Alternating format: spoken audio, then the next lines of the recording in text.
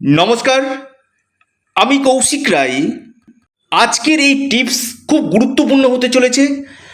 আপনারা যে কোনো মনস্কামনা যদি তাড়াতাড়ি পূরণ করতে চান, অর্থাৎ আপনার যে কোনো মনস্কামনা আপনি চাইছেন যে আমার এই মনস্কামনা পূরণ হোক খুব তাড়াতাড়ি চটজলদি, তাহলে আপনারা কী উপায় করবেন দেখুন।